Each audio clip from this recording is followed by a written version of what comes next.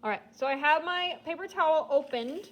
Now you're gonna have a clear placemat behind your paper towel for the Sharpie because I realized that kids were writing their name like they were supposed to, and then it was going on the table. So make sure you have a clear placemat behind your paper. I don't have one, but you're gonna make sure you do.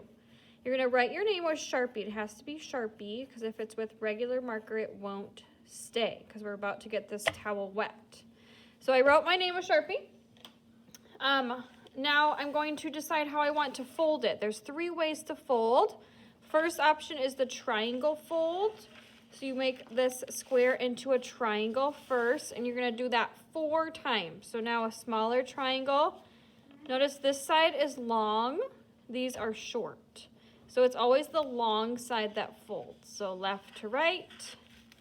And it's helpful if you actually turn your triangle each time, because now look at the long one is here. So here's the long one again. So that was 2. Now I need fold number 3. I'm going to twist it again. Here's the long side. And number 4. That's the triangle fold. Second fold is the square fold. So we have our paper towel open. I'm just going to fold it in half. It's kind of confusing because it's naturally folded in thirds, but we want it in half. So we're going to ignore those lines. Fold in half, and then we're going to make a square, fold in half, and we're going to do that again. And one more time, so we have a square. You could leave it like this and color it like this, but we're going to make it a square.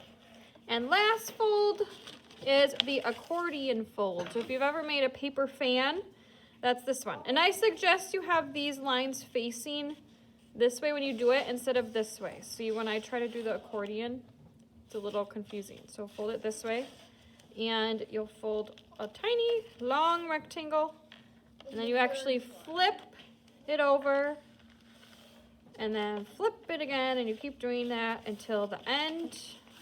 And then you're actually gonna fold it. You can do it different ways. You can fold it in half at this point. I like to do it in thirds.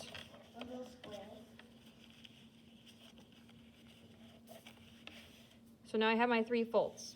So you just do one at a time. I just wanted to demonstrate the folds. Student favorite is definitely the triangle because of how it turns out when you tie-dye. The next step is to grab markers, and you want to choose what's called analogous colors. Analogous means that they're touching each other on the color wheel. Okay. So if I were to put these 2 colors together, orange and turquoise, they would mix and make brown. Same thing with red and green. Blue and orange will make brown because they're across from each other on the color wheel, complementary. Yellow and purple, Vikings colors, make brown. So you want to avoid those colors together. So when I say analogous colors, that means colors that are near each other on the color wheel. So these are touching each other on the color wheel, so I know that if they mix, they won't make any colors I'm not happy with. So I'm going to start with 4 colors. I'm going to make sure my triangle is still folded. And whatever I color on one side, I'm going to color the same on the other. And I really want the marker to be a good one. If it's dry, you're just going to throw it in the garbage. Speaking of which we want to be extra mindful, we're closing our markers super tight. This one is brand new and now dried out because someone left it unbent. So you should actually hear your marker snap shut when you close it. Oops, did I do the other side? Yeah, I did. Here's turquoise, and I'm sort of overlapping because that will make a new color. Oop, that one's garbage. Let's try this blue, much better. Notice it does not have to be perfect because this is about to get wet. So if it's perfect, you won't be able to tell later anyway.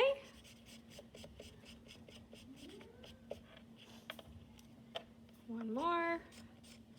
Alrighty. Now, I'm going to move my markers out of the way so they don't get all wet. And I'm going to grab a spray bottle.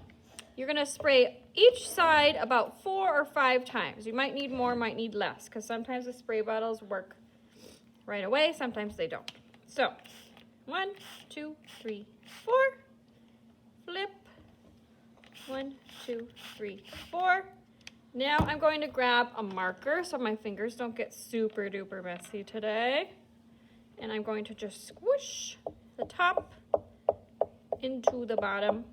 And now you have to practice patience, because even though you want to open this so badly right away, if I were to open this right now, the middle would still be wet because it hasn't had time to soak the color yet. So I'm going to wait about 5 minutes.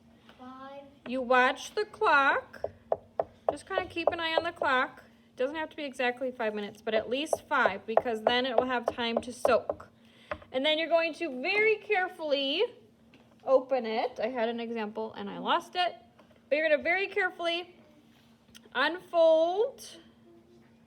You want to go slow because sometimes it's hard to tell where the corner is. So see, this is still white, so I should wait, but I'm just going to show you. And then be extra careful here because you got to find the right corner so it doesn't tear. And there is my tie-dye. Whoa. Now right now it's super wet still. So you have options for where you're going to keep it today. You can keep it at your seat unless you're making a bunch and it gets kind of crowded. Then you can find a space near your colored desk and put it on the floor. So like, for example, if you're at red table, you could put your tie-dyes along the wall next to the indoor. If you're at green table, you would put yours kind of on the back counter in that weird little space between the sinks. Purple could put theirs against the front wall, that kind of thing. At the end of the day, I will collect them and bring them to your teacher because they will have to dry a tiny bit. You are going to make as many as you have time for today. And the other fun thing we're doing is collaborative painted posters. So it says, "We are Meadow Ridge." The "we" and the "meadow" are warm colors on that half of the room by the cupboards. And the cool colors are "R" and "Ridge." So when you hear your table color, you're going to come choose which poster you're going to paint.